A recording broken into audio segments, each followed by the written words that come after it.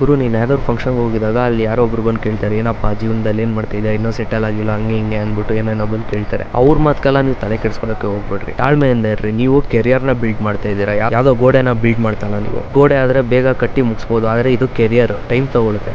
ನೀವು ಇವಾಗ ನಿಮ್ಗೆ ಅನಿಸ್ಬೋದು ಈಗ ತುಂಬ ಸ್ಲೋ ಹೋಗ್ತಿದೆ, ಏನು ಮಾಡೋದು ಜೀವನದಲ್ಲಿ, ಏನು ಮಾಡೋದು ಅಂತ ನಿಮ್ಗೆ ಆ ಡೌಟ್ ಬಂದೇ ಬರುತ್ತೆ.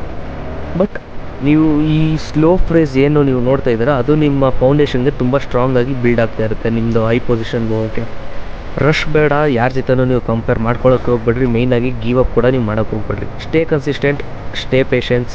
ನಿಮ್ಮ ಟೈಮ್ ಯಾವತ್ತಿದ್ರೂ ಬಂದೇ ಬರುತ್ತೆ. ಇಂಥವ್ರು ಈ ಥರ ಯಾರೋ ಬಂದು ನಿನ್ನ ಹೀಯಾಳಿಸಿದ್ರು, ಏನು ಮಾಡ್ತಾ ಇದೆಯಾ, ಏನು ಕತೆ ಎತ್ತ ಅಂದ್ಬಿಟ್ಟು ಬಂದು ಕೇಳಿದ್ರು ಅಂದ್ಬಿಟ್ಟು ನೀನು ನಿನ್ನ ಕಾನ್ಫಿಡೆನ್ಸ್ನ ಡೌನ್ ಮಾಡ್ಕೊಳಕ್ಕೆ ಹೋಗ್ಬೇಡ. ಇಷ್ಟೇ ಹೇಳೋದು. ನಿಮ್ಗಳಿಗೂ ಇದೇ ಥರ ಅನಿಸಿದ್ರೆ ಕಮೆಂಟ್ ಮಾಡಿ.